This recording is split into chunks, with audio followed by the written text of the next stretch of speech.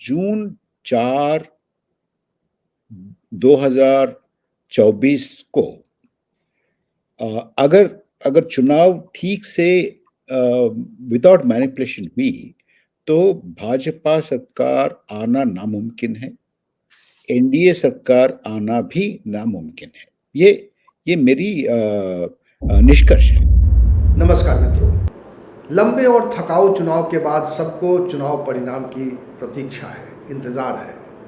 4 जून को चुनाव के नतीजे सामने आएंगे और तब पता चलेगा कि सत्ता की इस दौड़ में कौन आगे निकल गया, कौन पिछड़ गया। लेकिन इससे पहले आकलन चुनाव के हो रहे हैं और तरह तरह के आकलन हो रहे हैं।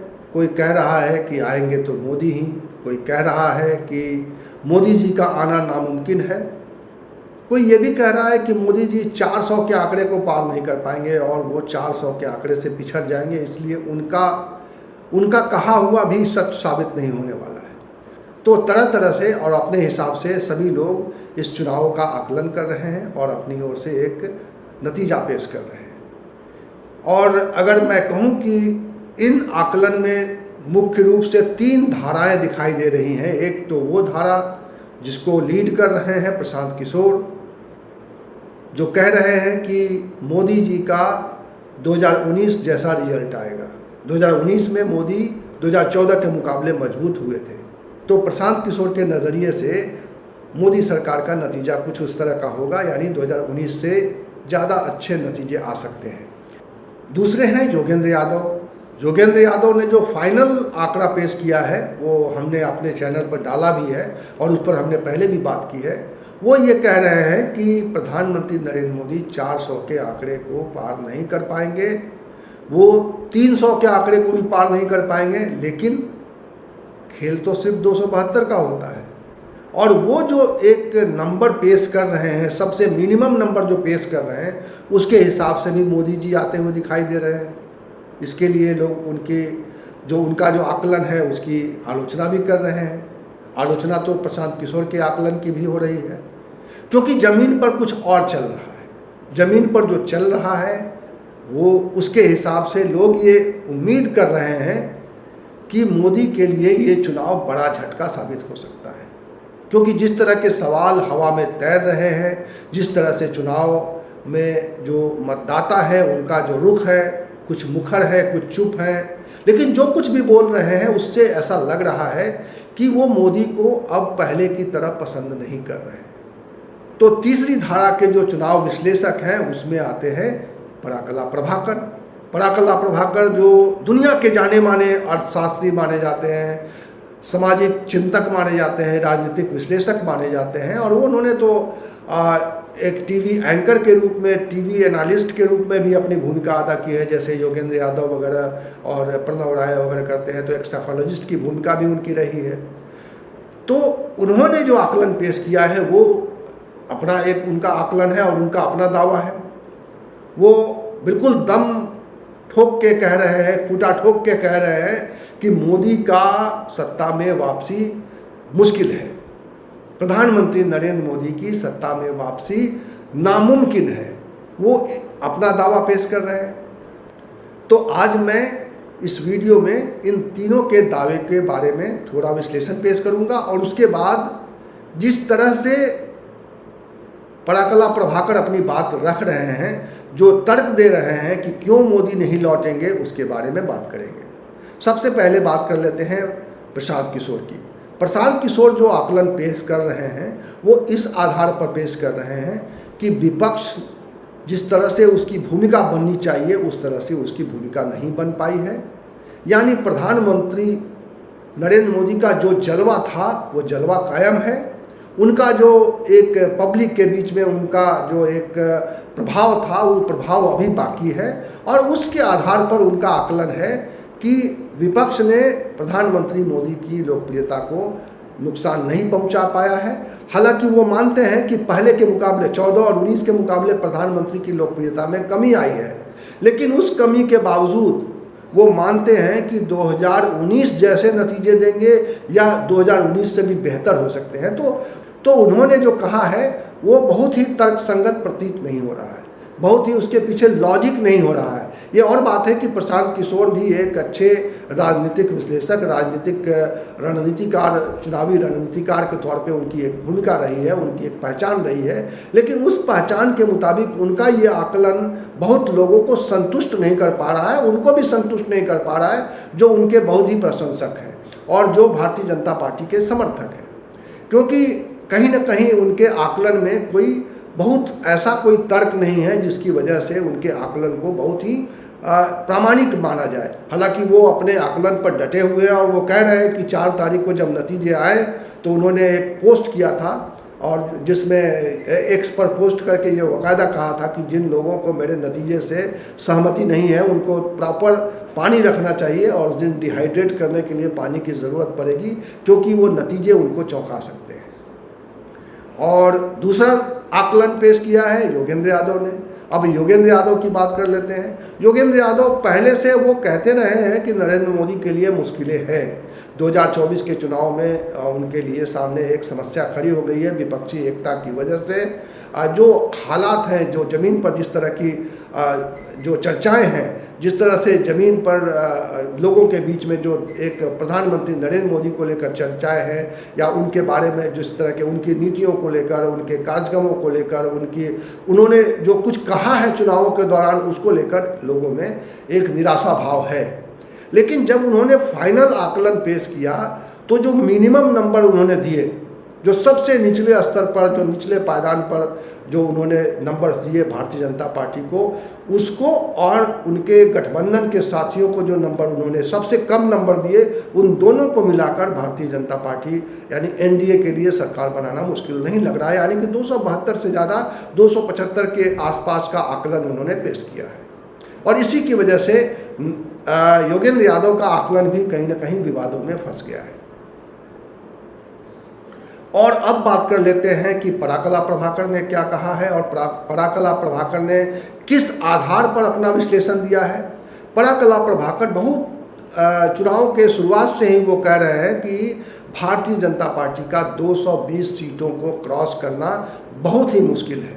आपको मालूम है कि शुरू में जो राहुल गांधी हैं वो भी कुछ इसी तरह के आंकड़े पेश कर रहे थे, लेकिन पराकला प्रभाकर का कहना है कि वो शुरुआत से 220 के आंकड़े पर फिक्स हैं, यानी कि भारतीय जनता पार्टी के लिए 220 से ज़्यादा सीटें नहीं देख पा रहे हैं और वो सत्ता तक पहुंचते हुए गठबंधन को नहीं देख पा रहे हैं, यानी कि एनडीए की सरकार का बनना वो नामुमकिन मानते हैं। तो उन्होंने बिल्कुल क्लियर कट अपनी ये बात रखी है। जून 4, 2024 को अगर चुनाव ठीक से विदाउट मैनिपुलेशन हुई तो भाजपा सरकार आना नामुमकिन है, एनडीए सरकार आना भी नामुमकिन है। ये मेरी निष्कर्ष है। तो उन्होंने जो तर्क पेश किए हैं वो मैं आपको दिखाऊंगा, उन्होंने जो प्रेडिक्शन किया है और उन्होंने ये प्रेडिक्शन हमारे चैनल पर ही किया है, लेकिन वो मैं आपको दिखाऊंगा। लेकिन इससे पहले मैं आपको बता दूं कि उनका जो आधार है आकलन का, वो आंकड़ों के आधार पर और वो भारतीय जनता पार्टी की जो अभी ताकत रही है, जो इस वक्त उनकी जो ताकत है और पहले से जो वाजपेयी जी के ज़माने में जो भारतीय जनता पार्टी की सबसे ज़्यादा जो ताकत थी, सबसे पीक जो परफॉर्मेंस था, उसके आधार पर उन्होंने आकलन किया है। और वो बड़े दृढ़ता से कह रहे हैं कि प्रधानमंत्री नरेंद्र मोदी, हम लोग मानते हैं कि बड़ा चमत्कारी उन्होंने एक नतीजा दिया है, भारतीय जनता पार्टी को एक ऐसी जगह पर लेके पहुंच गए हैं जहां पे पहले भारतीय जनता पार्टी नहीं पहुंच सकती थी। लेकिन वो जब आंकड़े पेश करते हैं तो वो बताते हैं कि वाजपेयी जी ने 1998 में भारतीय जनता पार्टी का जो समर्थन है वो 25% से ऊपर पहुंचा दिया था, यानी 25% समथिंग। और अगर देखा जाए तो नरेंद्र मोदी 2014 में पहली बार उन्होंने भारतीय जनता पार्टी का ग्राफ पहुंचाकर 31% कर दिया। तो पराकला प्रभाकर का कहना है कि ये जो 6% या उससे भी कम वोटों का जो एक जो विस्तार दिखाई दे रहा है वो इसलिए क्योंकि भारतीय जनता पार्टी ने अपने गठबंधन में बहुत सारे ऐसे ज़मीन पर मजबूती से काम करने वाले साथियों को शामिल किया। उसकी वजह से, उनकी ताकत की वजह से वो भारतीय जनता पार्टी की बढ़ी हुई ताकत दिखाई दे रही है, न कि केवल नरेंद्र मोदी की ताकत दिखाई दे रही है। और उनका ये भी कहना था कि ये जो हिंदुत्व का वोट बैंक है, वो अगर देखा जाए तो वो बहुत ज़्यादा उसका विस्तार नहीं हुआ है। जैसा कि हम मान लेते हैं आमतौर पर कि भारतीय जनता पार्टी की अभी जो ताकत है वो हिंदुत्व के बूते है, और बहुत बड़ा एक हिंदुत्व का कट्टर हिंदुत्व समर्थकों का एक बहुत बड़ा तबका भारतीय जनता पार्टी के साथ आके खड़ा हुआ है, जो उनसे कभी भी अलग नहीं होना चाहता है, उनके साथ डटा हुआ है। तो ऐसी स्थिति नहीं है। उनका कहना है कि ये जो वाजपेयी एरा में, प्रधानमंत्री अटल बिहारी वाजपेयी जब 98 में जीत कर एक बार 13 महीने के लिए और उसके बाद फिर पूरे कार्यकाल के लिए, 5 साल के कार्यकाल के लिए जब 99 में वो चुन कर आए, तो वो 5 साल तक सत्ता में रहे। उस समय जो 98 का जो सबसे बड़ा रिजल्ट था भारतीय जनता पार्टी का, वो पीक था 25% वोट, और उसके बाद 31 और उसके बाद 37 जो 2019 में भारतीय जनता पार्टी को हासिल हुआ। तो पराकला प्रभाकर का ये कहना है कि अभी जो भारतीय जनता पार्टी को जो समर्थन दिखाई दे रहा है, उसमें उसके सहयोगियों का बहुत बड़ा रोल है, और अगर उसको घटा लिया जाए तो भारतीय जनता पार्टी का समर्थन जो वाजपेयी के ज़माने में जो था, जिस समय समर्थकों की संख्या यानी कि एनडीए गठबंधन में उस तरह से दलों का बहुत बड़ा वर्ग नहीं था, या बहुत मजबूत दल उनके साथ नहीं थे, तो उसके आधार पर अगर आकलन किया जाएगा तो ये जो 37% दिखाई दे रहा है, या 31% जो आपको 2014 में दिखाई दिया, ये अगर उनको घटा लेंगे तो मोदी की वजह से भारतीय जनता पार्टी को बहुत ज़्यादा उस तरह से विस्तार, उस तरह से फायदा नहीं हुआ है, बहुत बड़ा जंप नहीं है उनके समर्थकों में। और चूंकि 2024 आते आते भारतीय जनता पार्टी के समर्थन में गिरावट आई है, प्रधानमंत्री नरेंद्र मोदी के समर्थन को लेकर वो उत्साह नहीं रहा जो 14 में था, जो 19 में था, और 19 में और भी कई परिस्थितियाँ थी जिनकी वो चर्चा करेंगे आगे।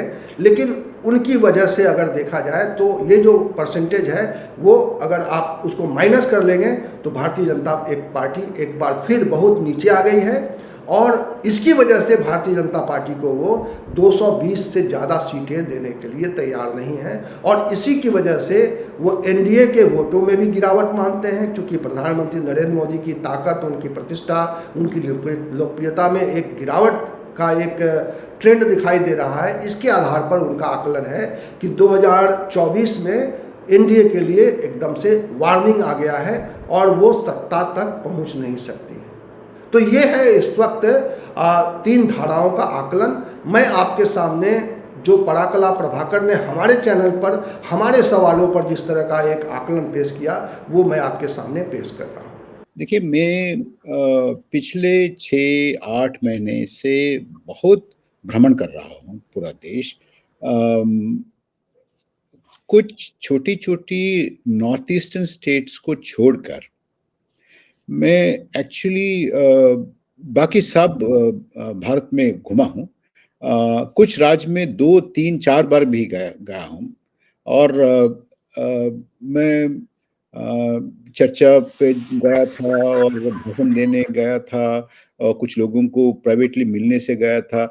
और जब मैं गया हूँ, तो उस अवसर पर मैं ये भी किया था जानबूझकर कि एक क्रॉस सेक्शन ऑफ सोसाइटी, सिर्फ इंटेलेक्चुअल्स या अपर क्लास या पढ़े लिखे लोग ऐसे नहीं है, छोटे-छोटे व्यापारियों से, किसानों से, मजदूरों से, और महिलाओं से, पुरुषों से, अर्बन एरिया के लोगों से, रूरल एरिया से, अब पूरा क्रॉस सेक्शन आप समझ लीजिए, सबसे मिला हूँ।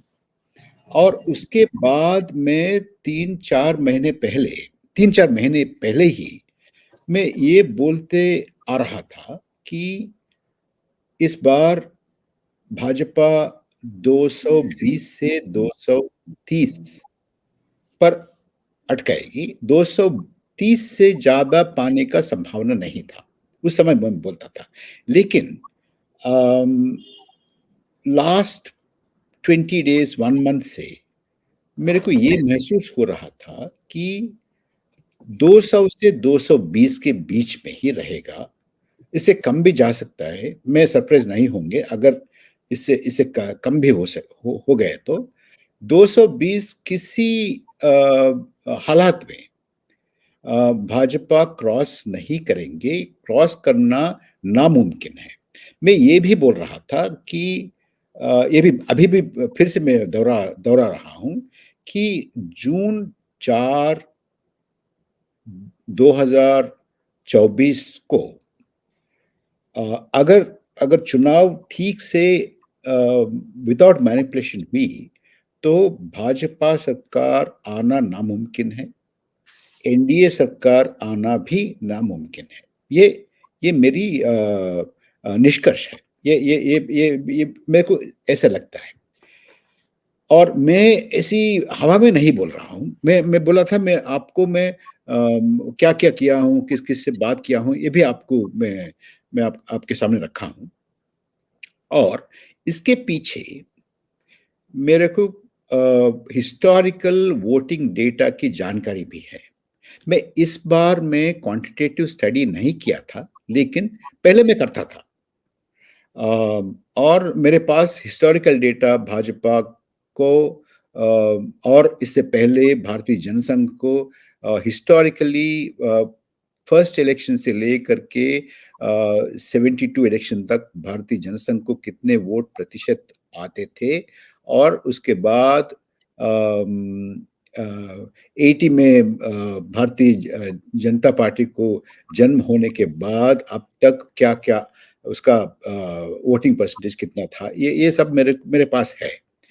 देखिए रामदत्त जी और Bhavesh ji, the peak highest peak of Bharatiya Janata parties voting उसको मिला था 1998 में, करीब 25% मिला था और वो एनडीए था, गठबंधन था और उसका नेतृत्व अटल बिहारी वाजपेयी जी थे और वो पीक था। उसके बाद 1990 में फिर सत्ता में आए थे लेकिन थोड़ा-सा घट गई और 2004 2009 में 2009 में तो बहुत ही घट गई। I think about 18% odd something like that. हाँ, अब ये देखिए 98 में जो पीक है उससे लेकर के अब आएँगे 2014 में। 2014 में भारतीय जनता पार्टी पाया था 31%। लेकिन 31% में आप थोड़ा करेक्शन करना चाहिए। आप भावेश जी और रामदत्त जी आप बहुत ही एक्सपीरियंस्ड पॉलिटिकल ऑब्जर्वर्स हैं। वो गठबंधन के जो जो पक्ष होता है ना, उनका वोट भी भाजपा कैंडिडेट जहाँ-जहाँ है, उनका वोट भी उसको आएँगे ना। तो आपको एक मैं उदाहरण देता हूँ। आंध्र प्रदेश में भाजपा को वोट बिल्कुल कुछ भी नहीं है, बहुत ही कम है। लेकिन अगर मान लीजिए भारतीय जनता पार्टी को 3 लाख वोट एक कॉन्स्टिट्यूएंसी में पाया है, आया है। वो 3 वोट भारतीय जनता पार्टी का नहीं है, वो टीडीपी का वोट है और दूसरी पक्ष का जो उनसे उससे जुड़े हुए हैं उनका वोट है। तो ऐसा आप थोड़ा-थोड़ा करेक्शन कर लेंगे तो 31 से आप आएँगे नेट बीजेपी वोट की 25% or so, maybe 27%. Even if you take it as 28%, तो 98 से उनका जो अतिरिक्त मिला है 98 से, जो ज़्यादा मिला है, वो 3 या आस-पास में 3% है। तो मोदी जी का योगदान भारतीय जनता पार्टी का वोट में 2014 में कितना है? मेरे हिसाब से 3 या आप जनरस है तो 4% दे देंगे, ठीक 3 है? to 4 okay. उसके बाद 2019 में 2019 में भारतीय जनता पार्टी पाया था 37%। उसमें भी जी आप उनका सहयोगी दलों का आप पानी के पानी, दूध का दूध कर लीजिए, तो आपको मिलेगा 27% के आसपास, 26-27% के आसपास। इसका मतलब है कि 98 में जो पीक परफॉर्मेंस है, उससे ज्यादा, सॉरी 37% से आप कर लीजिए, मे बी 30%, 31%। तो इसका मतलब है 25% 1998 में से आप 19 तक आए तो आपको मिलेगा net additional vote about 6 to 7%। जी अच्छा, ये 6 to 7% आप किस प्लेटफॉर्म से पाए हैं? हिंदुत्व प्लेटफॉर्म से नहीं है। आप भावेशी, आप याद कीजिए 2014 में द मेन मुद्दा was anti-corruption, policy paralysis, black money, getting money from abroad, and giving 15 to 20 lakh rupees to every account, और किसानों का आमदनी दोगुना, ये बहुत ही सारा है। एंड और so called Gujarat development model, Gujarat development model, and vibrant 2 crore jobs, ये 2 करोड़ आदमी जॉब्स फॉर यू, कहते हैं। जी जी भविष्य 2 crore jobs for 2 crore jobs, 2 crore रोजगार, महंगाई कम करना। आप इलेक्शन पोलिंग बूथ को जाने से पहले आप सिलेंडर के नमस्कार करके जाइए। ये बहुत ही। और रामदत्त जी की गुजरात मॉडल आप कॉन्ट्रास्ट कर दीजिए। मनमोहन सिंह जी ज्यादा बात नहीं करते थे और अभी आया है, बहुत ही क्या बोलते हैं, मार्केटिंग किया गया था और इसको ब्रांडिंग किया गया था, बहुत अच्छा बोलते थे, ऑल दैट। ये सब करने के बाद 1998 से उनको 3% मिला था एडिशनल, ठीक है। और 2019 में ये अच्छा 2019 में था ये कि पाकिस्तान, नेशनल सिक्योरिटी, पुलवामा, बालाकोट, ये वगैरह वगैरह। वो दो चुनाव में हिंदू मुस्लिम और ये वाला मंगलसूत्र, मांस, मुजरा, ये था नहीं। हर बार चुनाव में कुछ नया होता है, इस बार जी। कुछ नया है। मुजरा भी नहीं थे और ये ईश्वर के अवतार भी नहीं अपने को बने थे। ये तो बहुत लेटेस्ट है ना। अच्छा, अच्छा रामदत्त जी, मेरी माँ का देहांत 3 तारीख जनवरी में हुई थी। मैं अभी सुबह ही मैं सोच रहा था, 3-4 महीने हो गई और मेरे को ऐसी क्यों आइडिया नहीं आ रहे, मैं बायोलॉजिकली नहीं पैदा हुआ, मेरे को क्यों नहीं आ रहे, मैं कुछ कमी है क्या मेरे? अच्छा, ऐसा वो ठीक है। लेकिन मैं ये बोल रहा था कि 2014 और 2019 में, और 2014 में खास करके आप एक बार याद कर लीजिए, मोदी जी बोलता था कि ये अभी देश में लड़ाई हिंदू और मुसलमान के बीच में नहीं है, हिंदू और मुसलमान एक पक्ष एक तरफ है और गरीबी बेरोजगारी दूसरी तरफ है, ये लड़ाई है, ये बोलते थे। तो वो प्लेटफॉर्म अलग था, 19 में प्लेटफॉर्म अलग था, अभी प्लेटफॉर्म अलग है। और भारतीय जनता पार्टी और संघ, राष्ट्रीय स्वयंसेवक संघ, उनके स्वयंसेवक और भारतीय जनता पार्टी, ये उनका कार्यकर्ता, ये सब लोग अगर 2014 और 2019 मैंडेट हिंदू मुसलमान और हिंदुत्व के ऊपर है, ऐसा समझते हैं, अगर वो गलत समझ रहे हैं। वो मैंडेट उसका नहीं है। तो अभी जो मोदी सरकार का आप मान रहे हैं कि बीजेपी के जो वोट कम इतना आ रहा है 24 में, तो उसकी बड़ी वजह क्या है? मोदी बड़ी वजह बहुत ही है। मैं एक चीज में इसको लॉजिकली थोड़ा आगे लेके फिर इसमें आऊंगा। मैं लॉजिक को मैं आगे आगे थोड़ा आगे गए तो क्या मेरे को ये कंक्लूजन मिल रहा है कि अगर अगर भाजपा हिंदू मुसलमान का मुद्दा उठाने के लिए पार्टी है, समझिए, वो भारतीय जनसंघ से आगे नहीं बढ़ सकती है। वो भारतीय जनसंघ का पीक परफॉर्मेंस था अबाउट 14%। तो उसके बाद मिडिल क्लास ज्यादा हो गया और अर्बनाइजेशन ज्यादा हो गया, थोड़ा देश में भी बदलाव आ गया। इसमें मैं इसको बिलिटल नहीं कर रहा हूँ। तो उसके बाद ये सब होने के बाद 25-26% से ज्यादा हिंदू मुसलमान के मुद्दे के ऊपर जाना बहुत ही मुश्किल है। तो मैं ये समझ रहा हूँ 24 में 19 छोड़ दीजिए, 14 छोड़ दीजिए, 19 में 14 में 19 में जो एडिशनल उनको चले गए, मिडिल क्लास चले गए, एजुकेटेड चले गए, प्रोफेशनल्स चले गए, अर्बन लोग गए, ये सब लोग गए, ये सब देखने के बाद आज देश का हालात देखने के बाद, ये हिंदू मुसलमान का ये देखने के बाद, खास तौर पर इलेक्ट्रल बॉन्ड का भ्रष्टाचार देखने के बाद, क्योंकि भविष्य पहले अगर कुछ भाजपा सरकार, मोदी सरकार में कुछ कमी हो तो भी लोग ये बोलते थे ये कमी है, ये नहीं कर पा रहे, वो नहीं कर पा रहे, लेकिन भ्रष्टाचारी तो नहीं, ऐसे बोलते थे।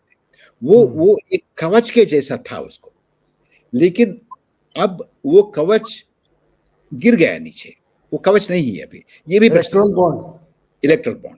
बॉन्ड भविष्य आप ये पूछ सकते हैं मेरे से, इलेक्ट्रल बॉन्ड क्या है, इतना कॉम्प्लिकेटेड है, ये आम लोग कुछ उसके बारे में जानते हैं क्या, उसके बारे में समझ सकते हैं क्या? लेकिन आप एक बार याद कीजिए 2G स्पेक्ट्रम के बारे में 2014 में किसको जानकारी है, लेकिन इतना तक जानकारी है कि कुछ तो हुआ है, पैसे लिए, पैसे एक्सचेंज हुआ है, इधर तक है। और हिंदुस्तान के लोग ऐसी चीजों को पकड़ते हैं। ऐसा ये पकड़ने के बाद, रोजगारी इतना बढ़ने के बाद और महंगाई इतना बढ़ने के बाद और चीन 400 स्क्वायर किलोमीटर से ज्यादा आक्रमण करने के बाद, ये बहुत ही चीजें हैं। और इसके ऊपर इलेक्ट्रल बॉन्ड, ये सब आज हमारे सामने आने के बाद ये लोग हैं ना, वो ये 4-6-5% ये लोग फिर वापस जाना शुरू हो गया। और देखिए ये देहात में जो आम लोग हैं ना, वो लोग, एक ही मिनट मैं पूरा कर ले, ये देहात में जो आम लोग हैं ना, वो लोग को राम मंदिर का या बड़ी अरे अमेरिका में हमारे बारे में क्या सोच रहे हैं, ये इसका नहीं है। रोजगारी के बारे में या महंगाई के बारे में, उधर देहात में क्या है, हमारे कृषि का क्या है, इसका ज्यादा है। ये सब कारण, अब कारण क्या बोले थे, कारण भविष्य, ये कारण से अब फिर घट गई है, ये मेरा महसूस है।